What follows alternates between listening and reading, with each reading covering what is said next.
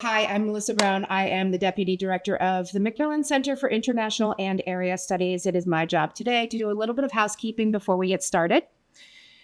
First and foremost, Yale University is committed to protecting free expression and peaceful dissent. Interfering with the speaker's ability to speak and the audience's ability to hear and see is not consistent with our policy.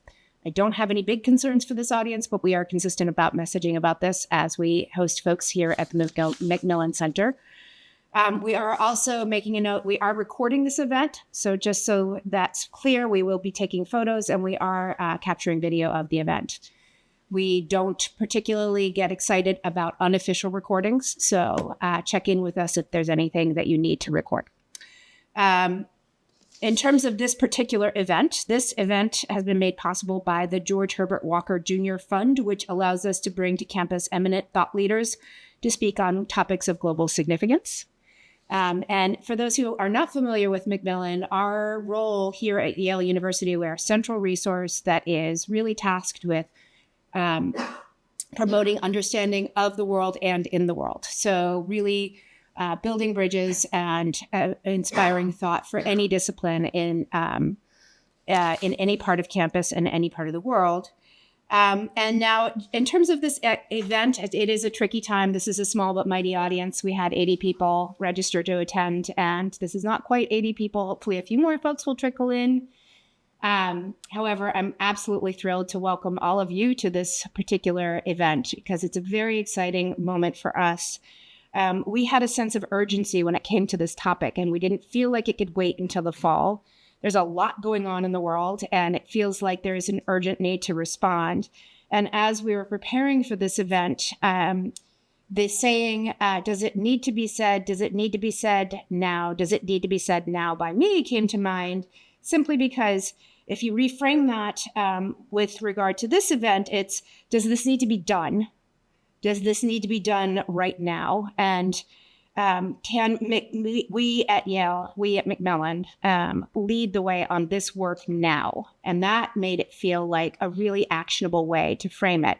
I will say, too, we had a lunch earlier today with our esteemed guests and with a set of faculty members that was truly inspirational. And hopefully we will revisit topics of imagination and invention and human connection throughout the course of this talk. But I will emphasize as I pass the baton to our director, Sunil Amrith, that we are not reacting necessarily as we start to think about this work. Instead, we are taking this moment to be proactive and to support new solutions, new ideas, to support innovation, and to support fresh approaches to global challenges. So I will, on that note, pass the baton to our director, Sunil Amrith. Thank you so much, Melissa. Thank you all for being here.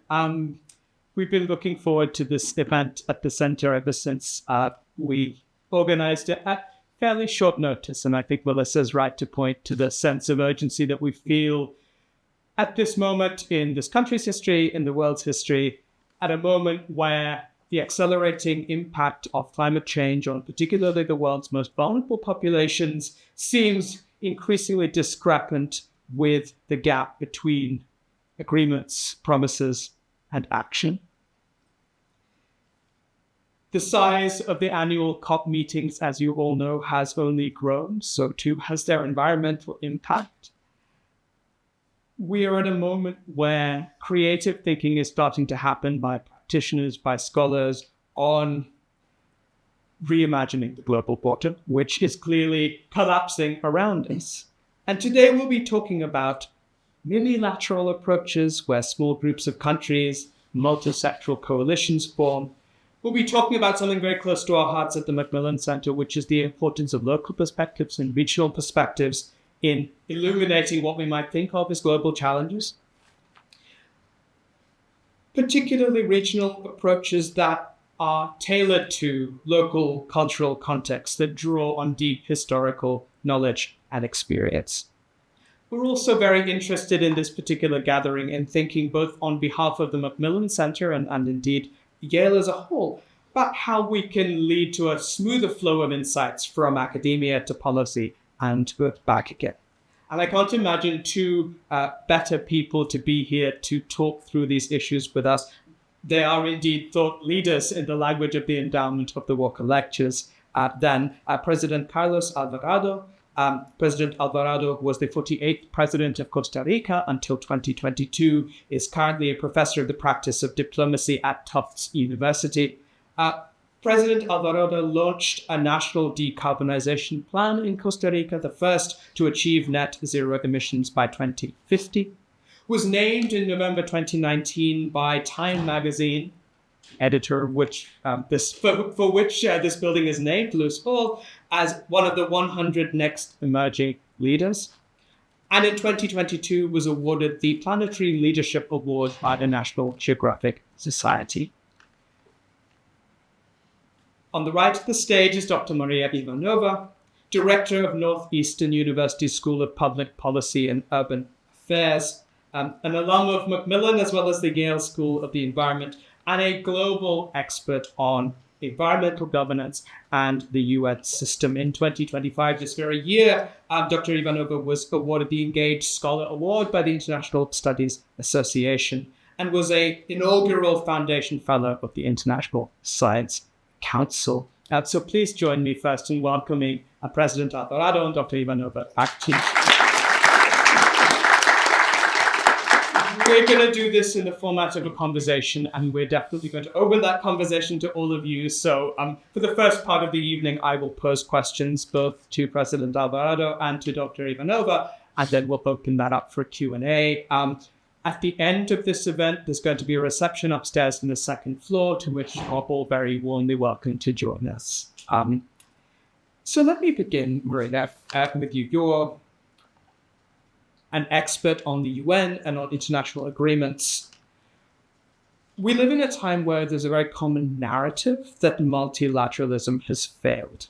The fall 2023 edition of Foreign Policy, for example, declared multilateralism to be at a dead end. And in some ways, we can see that things have only worsened since then. And yet, that's not the whole picture, as you were also telling us during the smaller lunchtime discussion that we had. So how do you respond to that narrative of the failure of multilateralism? Well, thank you. Thank you very much, Sunil. Thank you, Melissa. And thanks to Yale for having me and us back. This is coming home for me. And it's a bit emotional, I have to say, because it was in this building that I started my trajectory, my career, in 1996. And today I learned I am a MacMillan alum. I did the international relations degree here as a joint degree, international relations and environmental management, with what at the time was the International Relations Program and the School of Forestry and Environmental Studies. Both of those have different names now, but it all started here in 1996, and it actually started with the Admitted Students Day, where I sat next to Dan Esty. Dan, I sat right next to you at that Admitted Students Day. And Dan said, "You want to be my research assistant?" Yes. And since then, that is 30 years ago. I have had one trajectory, and that has been defined by multilateralism, is how do we make the system of global governance work? And being back here today, I've actually never left.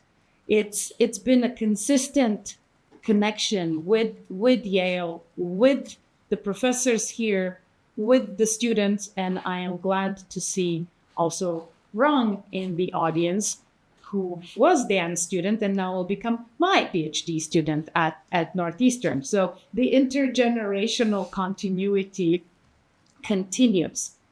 But multilateralism has had these ebbs and flows.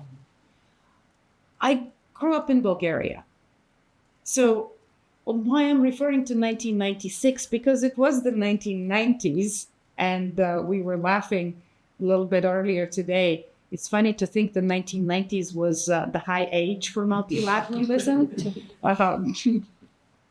After the fall of the Berlin of the Iron Curtain, the Berlin Wall, there was a sense that we will build a system of multilateral agreements. We have the Rio Conventions, climate, biodiversity, desertification. And yet, today, we see that system has been strained. While we may pronounce multilateralism is dead, it's not. And this is why I really appreciate what you're doing at the MacMillan Center, figuring out a way to reimagine it, to rethink it, to reconfigure it, to do what it was meant to do. Because multilateralism was not meant to get everybody together and everybody agrees on one thing and then we all go and do that same thing. Multilateralism was always seen as the tool of, yes, agreeing on a common direction and then doing the right thing in the locality where we are. We grew up with the slogan, think locally, act globally, right? It comes from those 1990s. Dan taught me, think globally, act globally. And I've tried to do that, but I think that we're back to think globally, act locally. And that is the impetus behind these minilateral approaches. And why I think that those matter, and why I think that the MacMillan Center is exactly the right place for those spaces, is because you can create the coalitions of the actors that know what the right thing to do is at that time. What has not worked with multilateralism is having these treaties perform all the time. They perform at certain times in history. But now we can have these coalitions that know what the right thing is, know how to do that in particular spaces. And this is what you hold the key to, in a sense, with all of your regional councils. And what I'm looking forward to today is engaging in a conversation and the inspirations of what has worked, when, how, and what could we do together to take it to the next level. As a historian, that's just music to my ears, thinking about the very specific contextual moments in which different agreements do or don't hold together, or different coalitions. President Alvarado, you were speaking earlier today, and you've spoken in the past about fragmentation as a key challenge that we face in the world. I would love to hear you expand. Thank you. Thank you, Sunil, for the invitation, also to Marisa. It's a privilege to be here with Maria and with all of you to have a conversation about these topics.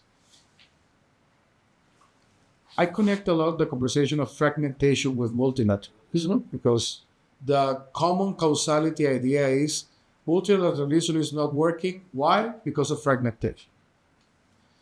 I like to double click in many of these concepts. One, multilateralism. I like to challenge this, but also to frame it in a different way. When we talk about multilateralism, we kind of understand ourselves in these settings. But if we go a couple of blocks from here, and you ask somebody, do you endorse multilateralism? It's perhaps, people don't frame it that way. But if you say, do you endorse a rules-based system? So there's this kind of an order to engage in global problems. Chances are people are going to say, yes, I endorse a system based on rules and not only on power. That's why small countries like Costa Rica, like Singapore, like many others, endorse the rules-based system. Because in a situation of asymmetry, gives them possibilities not only to have to defend or to accept, but to engage more broadly. So that's why we endorse this thing that we call multilateralism.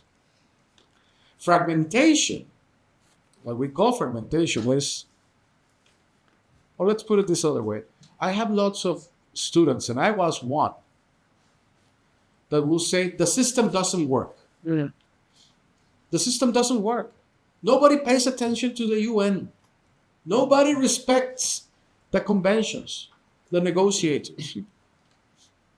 Well, But that will be the case if we build a global system of order in which enforcement from a power party was in place.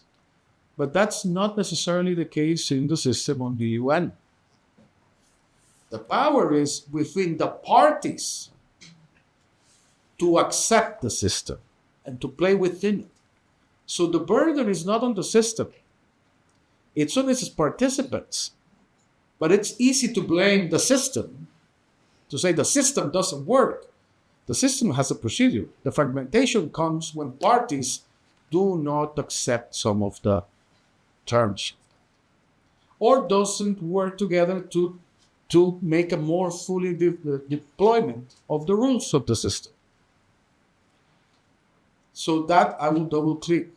I think sometimes we fall in this rhetoric fallacy in which you say the system doesn't work, when actually is that members of the system or the system as a whole is not being endorsed. And I think that's part of the case we have experienced. As we were talking earlier with Maria, yes, on the 90s, now the golden age of multilateralism, the 90s and the beginning of this century, there was this big endorsement on multilateralism as the game of town. You remember the end of history, this is how we were to pursue it, and Kofi Annan being present as a speaker, but also as a moral power in different negotiations around the world. Well, that was the game in town. And now we're experiencing this change. But does that mean that it's over or it's the end of multilateralism? I will say no, not at all. And I give the example I experienced while being in office in 2018, 2019, when we did most, if not all of the work we did in climate change, not nationally, but multilaterally or internationally. It was a time in which the Paris Agreement was contested by big players that were not within the system or endorsing the system. And we're talking systemic players like the US back then or Brazil. We have to remember back then Brazil were responsible of organizing COP26, if I'm not mistaken. They said we're not organizing thing. But others step up. And within those contexts, things like the High Ambition Coalition or the 30 by 30 to protect 30% of the land and the ocean by 2030 were possible in that context. But were possible because there were a group of participants, initially Panama, Ecuador, Costa Rica, Colombia, in the case of the oceans, that they together willingly accepted to create the largest by then protected area in the Pacific. This is 2021. So that's an outcome of multilateralism, negotiated in a climate COP and delivered in a biodiversity COP in December 2022. Now a global goal adopted by 190 countries to preserve the planet for this and the future generation. It's not a small thing, and it's multilateralism at its best. I'm not saying it's perfect. I'm not saying it's not going to have the challenges. I'm saying it can yield concrete possible results. And that's why this approach of unilateral or regional or segmented, or I don't know what to call it, it's a way moving forward in the current complex scenario. So question to both of you, which is something which in office, President Alvarado, and through your own advocacy and your work, Dr. Ivanova, you've both been very interested in the role of small states in the global order. And I think we'd all love to hear you talk to each other a little bit about what small states can do, not necessarily on their own, but actually in coalition. Should I? I defer to the president. Well, I have also an anecdote and an example. When I was campaigning, one part of my program was to develop a national decarbonization plan. Because actually, after the Paris Agreement, that was kind of the next thing. You need to develop your pathway, not only your national determined contributions, but what does that mean in terms of the whole of the economy of the country? The Paris Agreement is not explicit on that, but because it can't be explicit on that. But when the Paris Agreement said to do whatever it takes not to surpass the 1.5 degrees, what the Paris Agreement is saying in very diplomatic way is you need to change about everything, the way you do everything. But you cannot say that in an agreement that everybody is going to sign. But that's what the Paris Agreement said. So we started to work on that decarbonization. It was part of our campaign. We got into office.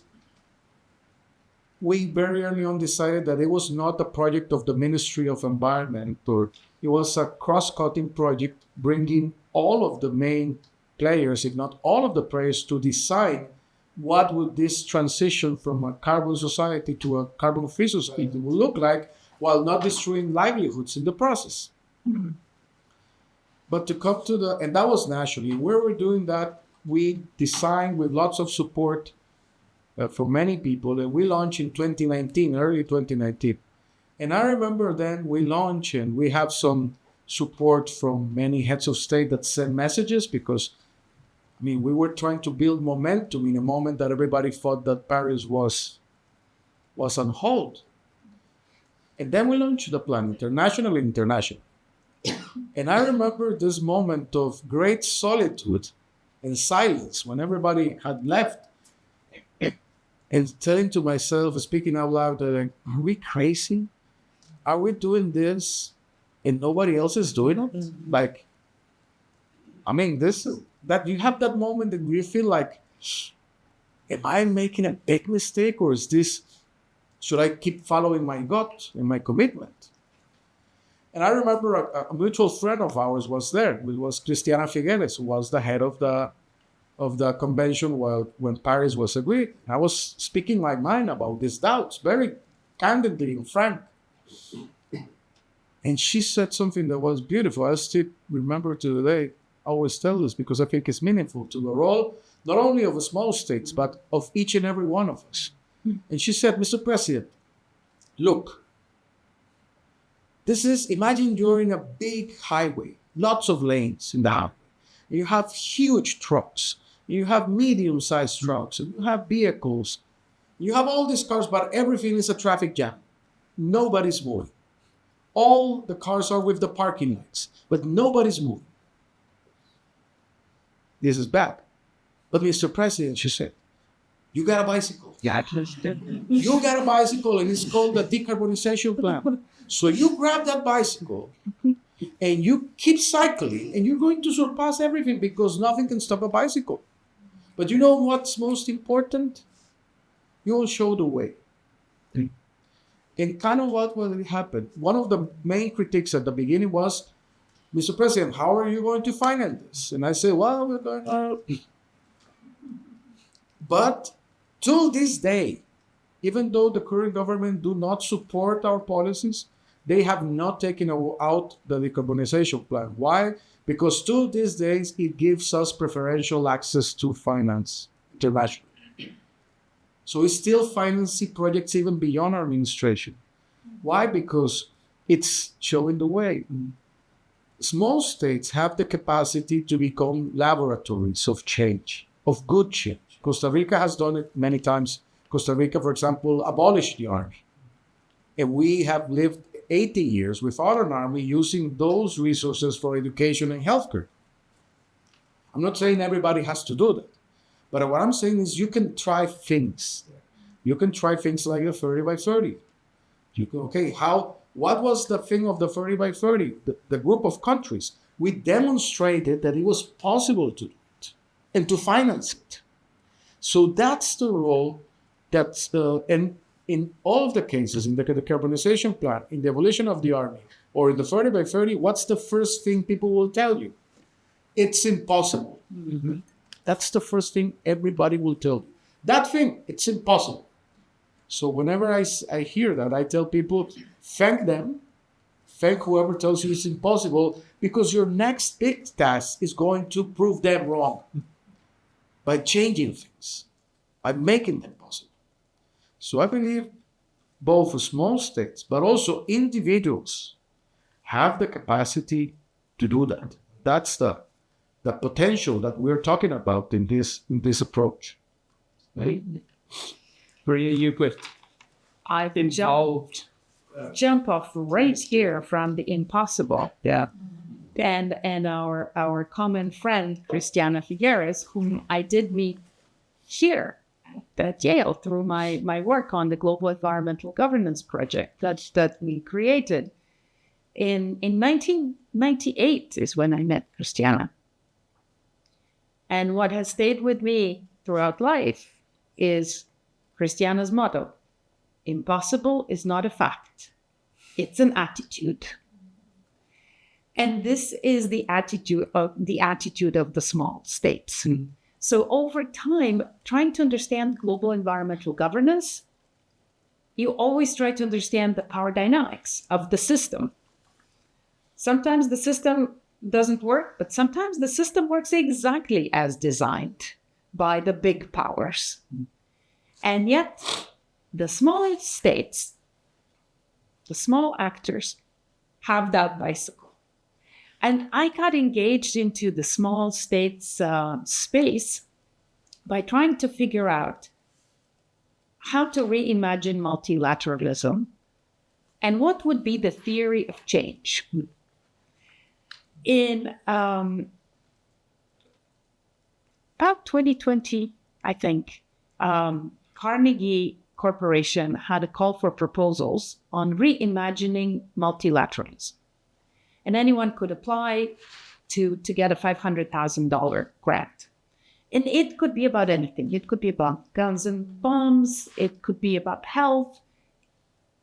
I sent in a proposal for reimagining environmental multilateralism for the small states.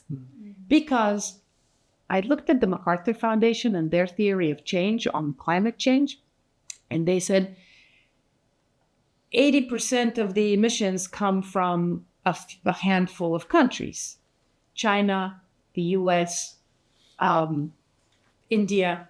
If you change the behavior of those countries, you solve the problem.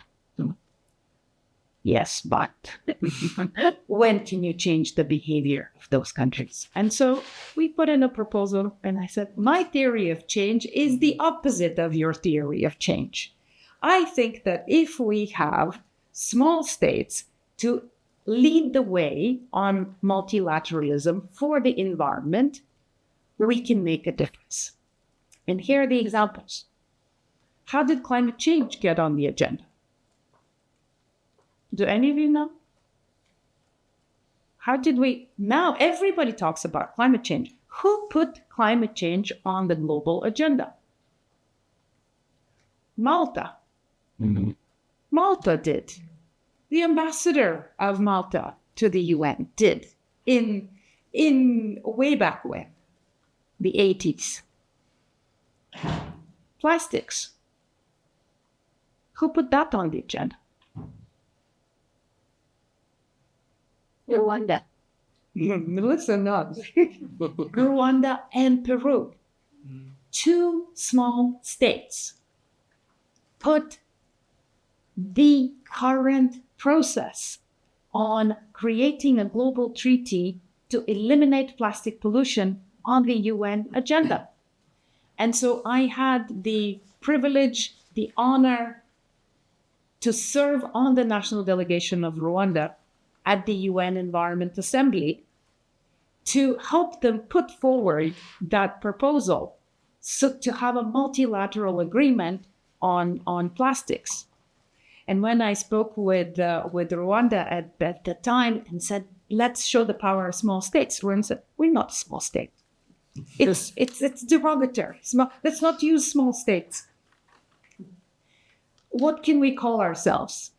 And then we said, well, let's define what small states means. We say, so small states is those who punch above their weight. That is the definition of a small state. It's not how many people you have. It's not what territory you have, but it's the courage that you can muster to address an issue, to address a problem, or to have a common benefit. And so we even produced a movie, Small States Beyond Plastics, and the Director General of the Rwanda Environment Management Authority says in that movie, small states are those who punch above their weight. And there is a beauty in that narrative. And since then, I've been convening small states in various settings. At the United Nations, we did a number of the ambassadors of the smaller states. I come from Bulgaria. It is a small state in certain ways when it's overrun, but it doesn't punch above its weight most of the time. And so, how do you empower these countries to see what these ambassadors called the moral authority? And that is something that small states have, that big states don't. The moral authority to say, I know what's right, and I know how to get there, and we could bring coalitions around a common vision. So this is a moment where we maybe sort of dive right into the upcoming climate COP, and it would be great to get both of your thoughts on. Clearly, there are going to be constraints in what this meeting achieves, but what are your hopes for it, and how likely do you think is that substantive change is going to occur later this year? Want me to go? Well, I think that COP, in the term, particularly the climate COP, has undergone a process in which, let's put it this way, I believe that COP should be now a process in which each country presents their contributions, and vis-a-vis they say what have they been doing for the past year, where are the gaps, and how are they going to overcome that, and how that's sufficient in terms of their share of tackling climate change. So for me now, the COP should be a COP more of implementation, because the COP was a negotiation process. But currently, I think COPs become more of a spectacle, has a lot of politics and marketing. As they say, and this is very true, all foreign policy is domestic. So many people present there to show the pledges, to come back home and say either I committed this or I got this. But it's not about the consistency throughout the years and the process to move the needle. And that's what we are lacking. I wrote in one piece on that the COP process should become more like the annual or periodic reviews on the Human Rights Commission at Geneva. What is it that every country, as they go into an examination, and they say, this is how we're standing, and they receive recommendations of where are your gaps.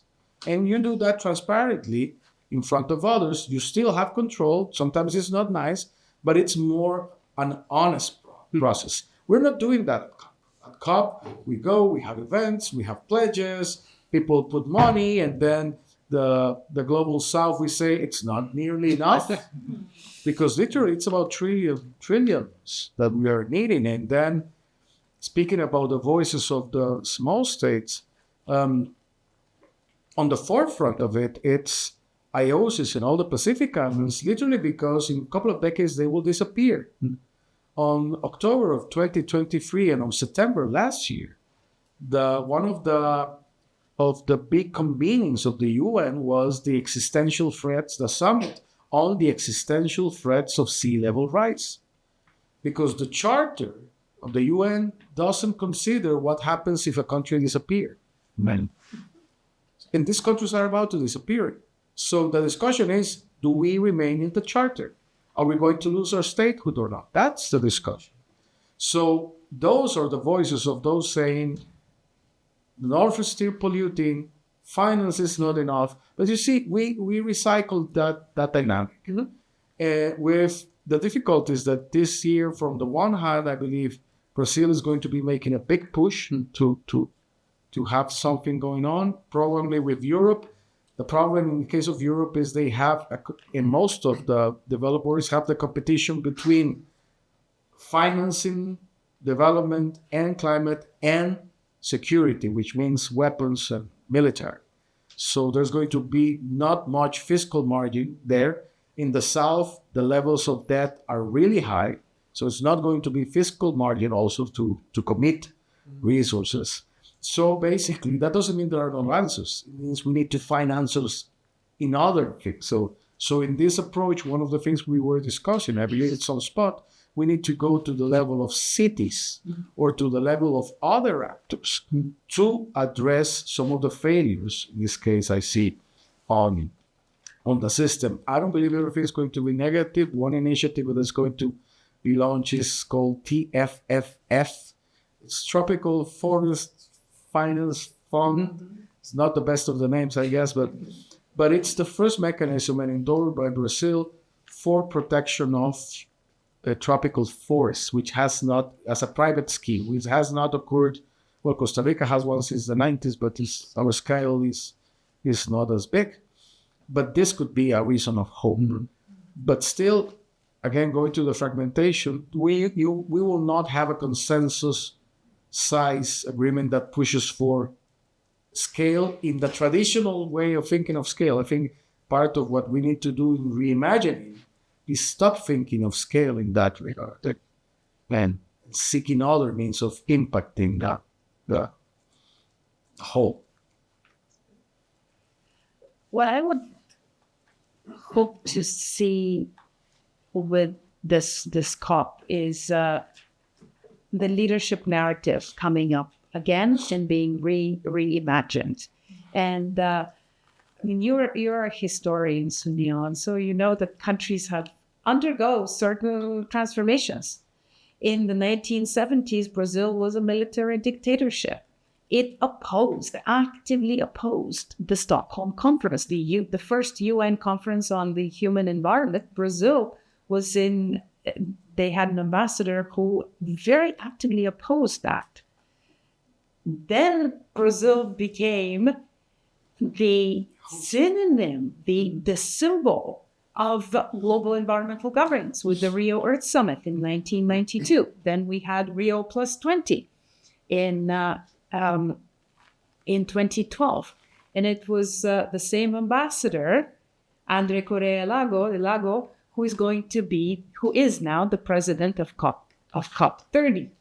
So he's also a global environmental governance scholar.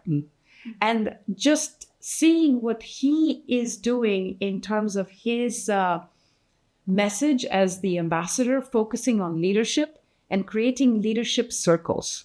He's bringing together the heads of the other multilateral environmental agreements, of the other conventions, both in terms of subject, biodiversity, and desertification, but also the heads of, or the COP presidents before in climate. And so we will have a very interesting circle or various circles of leadership in that COP. Also, he's bringing together a circle of leadership of indigenous people and sitting at the table on the floor in a circle and saying, well, what can you bring in? Or the concept of collective action at the very, very local level. There is a Portuguese word for it, and I heard it today, and now it escapes me, murichao, or I know it in Kinyarwanda, it's umuganda, when every fourth Saturday of the month, you come together as a community and do something collectively. That's how plastics was cleaned up in Rwanda, is the communities came together. Where I grew up in Bulgaria, we called that subotnik. Every Saturday or every fourth Saturday, we would come together as a community. And so it's really interesting to see the president of the COP taking some of these very, very local concepts and putting them at an international scale. And so to me, the leadership issue, the clarity of purpose, and the commitment and the engagement from very local and individual all the way to the global is something that I think we should follow up and see what comes through. So I'd like to shift to the other part of our agenda for this evening, which is to think, using both of your examples of really crossing these divides, about how we can smooth the path between research and policy. And President Alvarado, you went from office to an academic position. Can you reflect on some of the barriers of channeling academic research into policy? Sure. Well, I've been lucky to have the chance to think about it, especially from the perspective of what would I do different. Yeah. And I've seen at least 3 things that might be of help to an academic community. One has to do a lot with how we frame the problems. Because somehow when you frame the problem, you already define what you're going to get for an answer. Somehow, in the premises of the definition of the problem, you already have some of the extent of what you're going to get. I was telling you earlier today that I'm very proud of the decarbonization plan, but if I were to do something different, I would change the name. Because the name frames the narrative to carbon and not to people. And that sounds so simple. I mean, we take that for granted in our work on climate change. Oh, the energy transition, it's for people. The plastics, it's for people in nature. Conservation, but I don't think that the public sees that way. It's sometimes very difficult to trace the benefits of the energy transition or for the decarbonization, especially to some of the households. I learned that also in COVID. The first recommendation that was out there from the scientific community, from the health community, from the World Health Organization was stay at home, stay home. So we followed that. But that framing of the problem had a big problem itself and consequence. There are literally millions of people that cannot afford staying home. So we were acting on that premises, but we did not account for those who do not have the liquidity to stay home. So that, I think, created lots of the problems. Then you have subsidies to support that, but in the developing world, you don't have the subsidies to do that. So you get it's not easy from that perspective. So questioning a lot the framing of how we problematize things, it's not minor. And sometimes we take it for granted, even in the language we use. I also talk about fragmentation because of that. Our academic and positivism as a method, you're trying to circumscribe reality to things that you can hold, that you fragment by definition. So you become a biologist or a public policy expert or a lawyer. But reality, we're larger than that. So we need to be better at how we frame to get better results. That's one of the things. The other I've learned is, and that, by the way, goes a lot with the language we use, multilateralism. And then we have just left out of the room millions of people because of our decision of words. Maybe it's better to say a system that it's rules-based to protect everything. People will say, oh, that sounds something I can buy. The other thing is sometimes, and I see this because I work also the private sector, and I was at the government level, and sometimes you have this temptation to proof concept, scale up, and solve it all. Yeah, that's the approach you were mentioning. We have that temptation. You have a brilliant solution, you deploy it everywhere, like if it was Microsoft Office or something, that everybody's got it, and you think problem solved. But I think that approach is problematic in the sense of the agency of the community on how to adopt. Sometimes you don't, even because of the best of intentions, you're stripping away the agency of people in the adoption or in the implementation or in the solving of the problem. And I think we cut sometimes, but any top-down approach has that tendency. So I believe that going to the process in which academic work engages, and I think that's why adaptation is going to become more and more key, because adaptation On the contrary to mitigation, adaptation is rooted on the local. All adaptation, most of the meaningful adaptations happens rooted someplace. And the solutions, and I think we discussed this, it's not then, because then what we'll do is multiply solutions by units across the world. Industrialize. I think it's more about exercising the agency to bring the local solution and transform. And that, I think the role there of the scientific or the academic academic is a little bit different, because with lots of information, there's this vital part, which is you engage. You know, and it's also more, you have to embrace difference, because whatever works here doesn't mean it's going to work here. And so I think that's another, and from government too, it has to make politicians more humble, that what you can do is enable others and empower others and finance and do your work, but not necessarily tell them what to do locally. So, and that's a change for many policymakers and politicians. So what is their role into changing things? And perhaps the third one, and by the way, this I learned by saying, no, I did that wrong. I'm not telling you what specifically. Well, I tell you already, the decarbonization plan, other day. The scale, how we think about scale. For example, we associate, we put names and associate them as scale. We say China, big, India, big, right? But then I always play this game with my friends from India, and I ask them, where are you from? Where are you from? Oh, I'm from Canada. Oh, I'm from Bihar. And I ask them, how big is your town? And many say, well, my town is 1 million people, or my town is 5 million people. Oh, your town is the size of Costa Rica. And then I ask them, so what's the language you speak there? They say, well, we don't speak Hindi. This is our language, but we all speak English, so that's the... And then I have a couple of friends that say, my wife makes fun of me because she says I speak Hindi in a funny way. What is the purpose of this? We tend to normalize this huge unit as a whole, when maybe it's not. It's a collection of those scale realities that we put under our umbrella and under a legal concept. India.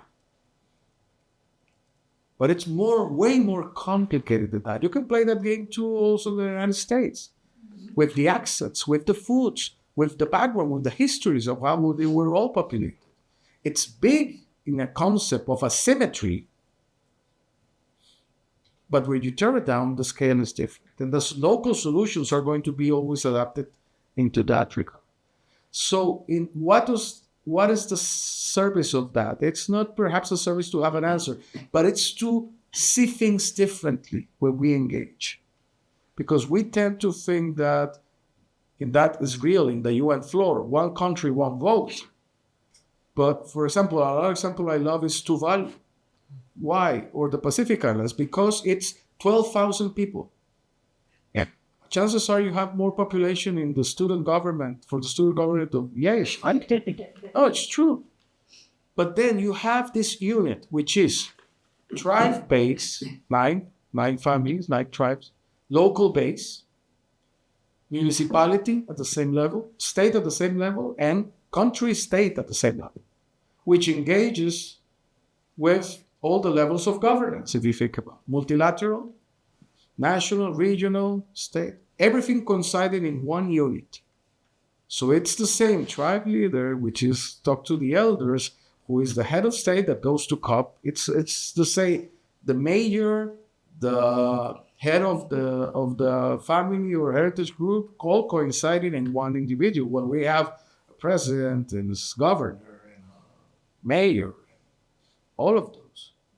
So that gives us to think of how sometimes the categories, the lenses we use to define problems and to solve them might be getting us into false results. That's perhaps the reimagining on lots of these things comes to play. These all we take for granted. Multilateralism as a concept, the state nation as a concept, how to solve things in scale, and scale them up to have, again, to hit the needle. But perhaps that's when we start to see failure. Our assumptions might be, some of them, wrong or not as precise as we need them to be. Maria, I'd love to have you come in here, and then I'm going to open it up to Q&A. I'll just say briefly about the role of academia in knowledge creation, but also in driving impact. The universities last. As we were driving in today, I thought, in 2001, I was on the stage at Wolsey Hall celebrating Yale's 300th anniversary. Yale celebrated 300 years. And Bush Sr. was the guest of honor. And we had a faculty member, Paul Kennedy, the president, Rick Levin at the time, an undergraduate student, and I was representing the graduate student body at the time. That was 2001. 300 years of this institution. This country is not. Next year, in Boston, have you picked up a Boston accent? Talking about accents. Only the habit of layering in coats. But we're celebrating 250th anniversary of the independence, of the revolution, when we threw the tea in Boston Harbor, right? And so when universities have been around for longer than this big state that determines so much of multilateralism, we think about the relationship between academia, knowledge, and policy making. And academia has traditionally been insulated, and we have reinforced that and continue to do so, except in policy schools or in law schools or in business schools. And that is where knowledge with impact really, really matters. So I've had the privilege to work with the former Secretary General, with Ban Ki-moon, on his science advisory board, and we were defining the science policy interface, and we said it has to be the science policy society interface. And it's not when science goes to the policymakers and says, thou shall, here is your solution, scale it up and implement it. But when we sit together and scientists ask, what are the problems that you need research on, where you need knowledge? And this is what Melissa has been working on, to redefine our academic community to be the knowledge sector. Like we have a business sector, civil society sector, the knowledge sector. What is the knowledge that policymakers need, and how do we co-create that?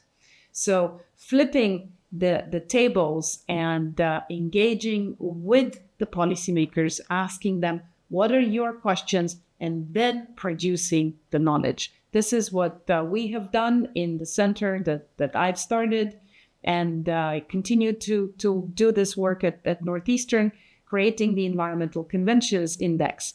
It was at the request of the United Nations, saying, can you do this study of how effective are multilateral environmental agreements? We said, well, first we need to know if countries are implementing them. There's no knowledge about that. So we created that knowledge base. Now we have a space that countries can see, oh, I am performing well here, but not so well here. What can I do? And then engaging students in the creation of that knowledge, in the communication, the translation of that knowledge, I think is absolutely key. And this is this is why I'm very proud with this Engaged Scholar Award by the International Studies Association. But it's only a nascent award. It's a recent one that they created, recognizing that scholarship has to be engaged. It is not just through publications that we have an impact in the world. On that note, I'm going to open it up to all of you, but we have about 10 or 15 minutes for questions for our panelists. Yeah, I think there's a microphone coming around. So.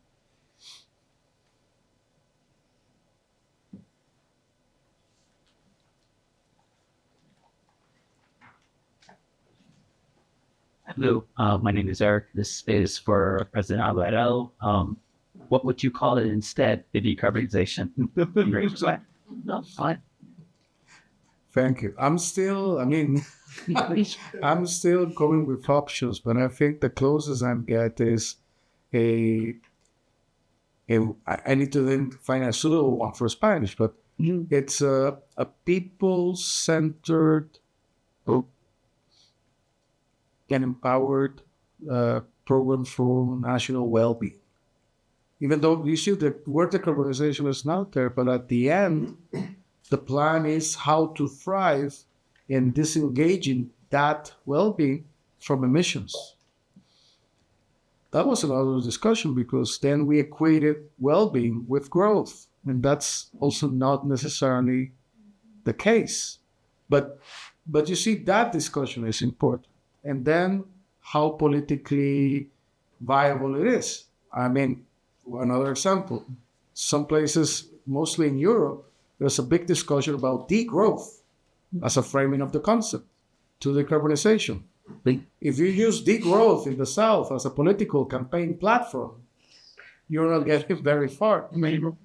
But then I think the key learning for me is that, in more as an attitude, but I think important, whatever we do in terms of discipline, academic or politically, we have to bring back very clearly and intuitively of how it transformed positively the household to that level.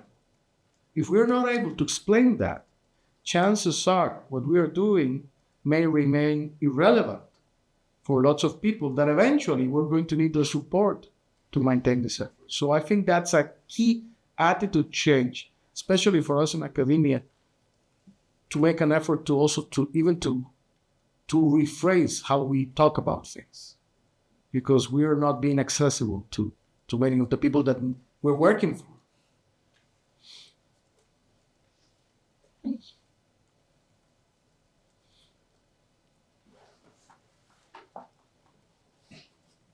Hello, my name is Daniela. I'm an undergraduate student majoring in environmental studies. I was wondering if you could talk a little bit about the role of youth in climate action and, your experience, your vision for the future, either for either of you.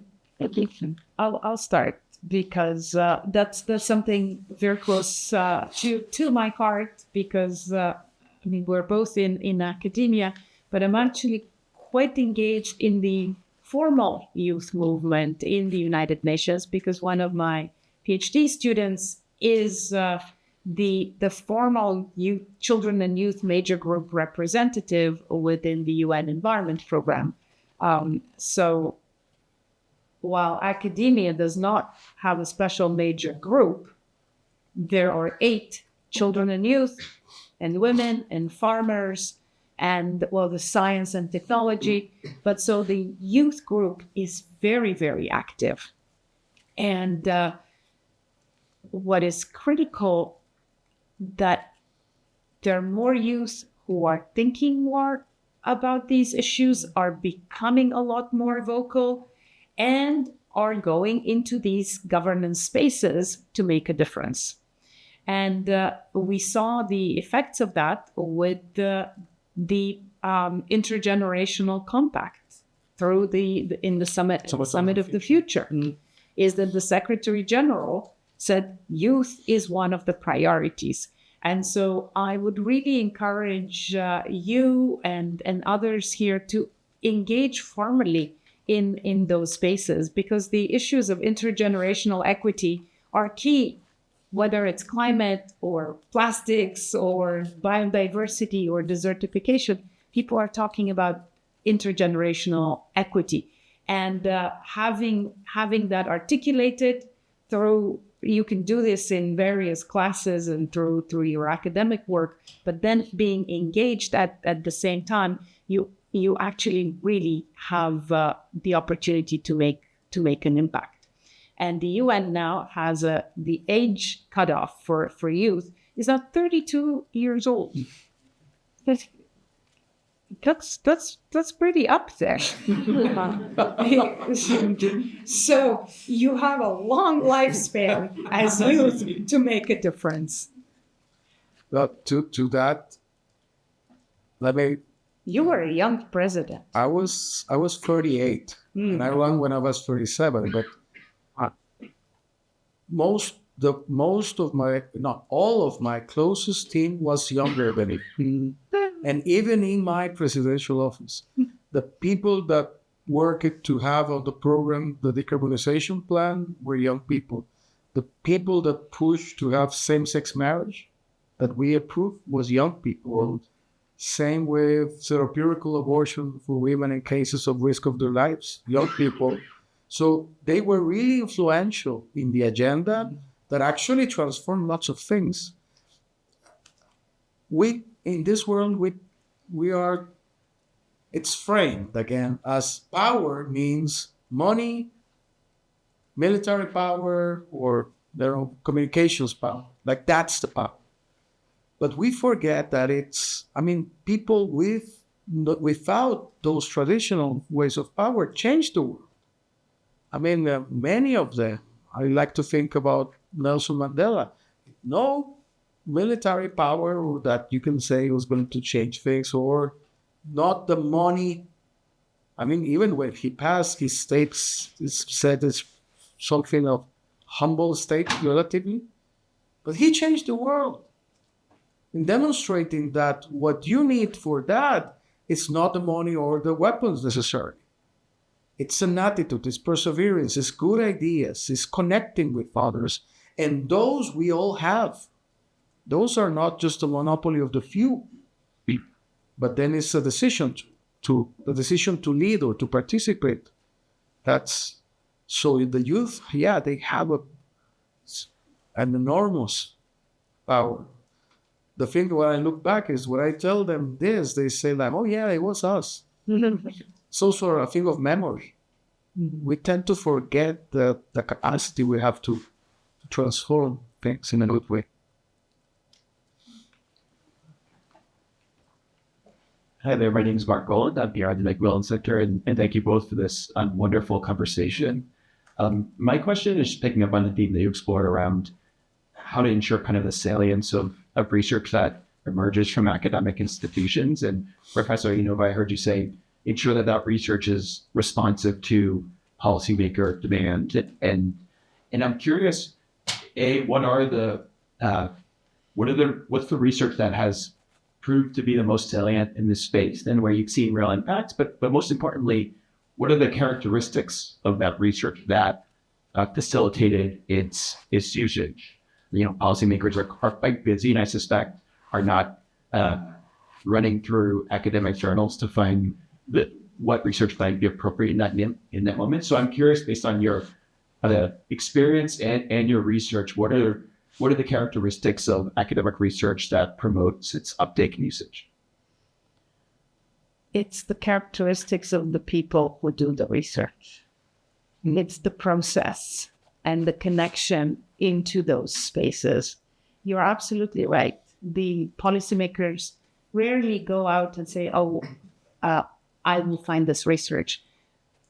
They will ask interns and colleagues, and we can ask the policymaker how he did his research at the time. But from what I have seen, it is when scholars participate in these spaces where policymakers are, and when we hear what is on top of mind, and you connect, you create the connections and say, I have answers for that. I can help you with that, or I have a whole team. And it's about the trust that you create, not only in the knowledge, but also in who delivers that knowledge. And I always like to refer back to something that Maurice Strong said when he was organizing the first UN conference on the human environment in 1972. And he said, the process is the policy. And having a process that people trust and having scholars participate in that process and deliver consistently, that's the research that gets picked up. If I may, it's important to be part of the discussion beyond the academic setting. When one is in office, it's true, you're not going to go through the papers, but what you said is, bring me the best people to solve this, or I want the best knowledge in the room. One approach, others will go to a shaman. Well, a shaman is a great knowledge, but I don't know, to something to win an election. Other people want to change reality. That's what I do. So you say, get me the best people in the room. But who knows who the best people in the room is? So definitely go to network and connections, and also reputation. It's not as easy to say that the best is going to manifestly be there. You still have to seek to make some connections. So that's one first thing. Even though I know so many good researchers are resistant to that, because it means to engage with people like me or others that are politicians and not necessarily speak the same language, it's good to have connections there, to be a resource when needed. So that's true. I mean, and then you start to work with people who do brilliant, amazing things. And that's really when teamwork comes, it's very inspiring.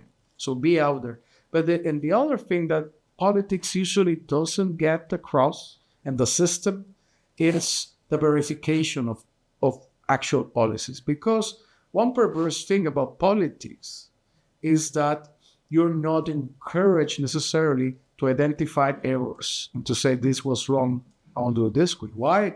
Because probably people are still running for campaigns. So the incentive is not to say, oh, I make this wrong. And no, then you have from judiciary procedures or to opposition slamming you. So that part in the political system is not, whether from the academia, you can actually test, okay, this policy changed in this direction. What were the outcomes? What was right and what was wrong? That helps to improve the quality of the policy cycle, and also to double click on the assumptions. And what perplexes me a lot now is how we take certain things for granted that are rooted in repeating the same mistakes over and over. Academia can take us out of those loops. That's a very hopeful note on which to please join me in thanking Dr. Ivanova for